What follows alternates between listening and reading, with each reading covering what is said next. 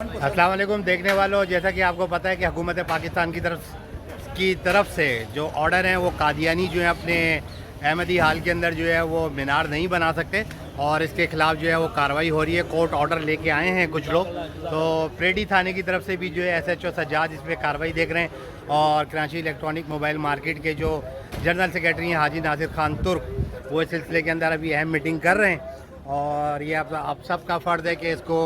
खबर को आप जो है वो अपनी नज़र में रखें और अगर यहाँ पे कोई कार्रवाई होती है तो फौरी तौर के ऊपर आप जो है इंतज़ामिया का साथ दें।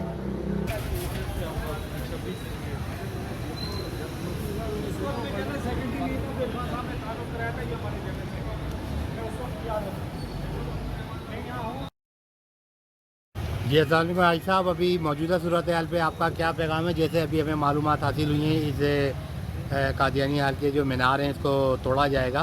जो हुकूमत पाकिस्तान की तरफ से ममनू है। जी बात दरअसल ये कि ये पाकिस्तान के क़याम से पहले की बनी हुई है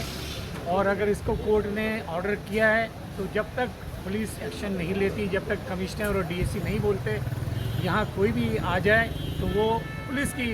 नफरी की मौजूदगी में उनकी नॉलेज में मौजूद हो तो ये कार्रवाई करें। ये यहाँ मुकीम लोग रहते हैं, यहाँ फैमिलीज़ रहती हैं, हैदरी सेंटर में, रजबली सेंटर में तमाम फैमिलीज़ रहती हैं, गुजराती फैमिलीज़ हैं। अल्लाह ना करे कोई वारदात हो जाए, जो लोग एक्सट्रीमिस्ट यहाँ आ जाएँ, कहीं गोली वोली चला दें, कहीं आग वाग लगा दें, तो ये खाली मार्केट ही नहीं है, दिन में मार्केट है, रात में यहाँ फैमिलीज़ रहती हैं, बच्चे रहते हैं, स्कूल बच्चे जाते आते हैं। तो लिहाजा हम इलाका SHO से भी गुजारिश करेंगे, DSP से भी गुजारिश करेंगे और जो हमारे इरफान नूरानी साहब जो साहब ये यहाँ लाएँ वो पहले यहाँ बैठकर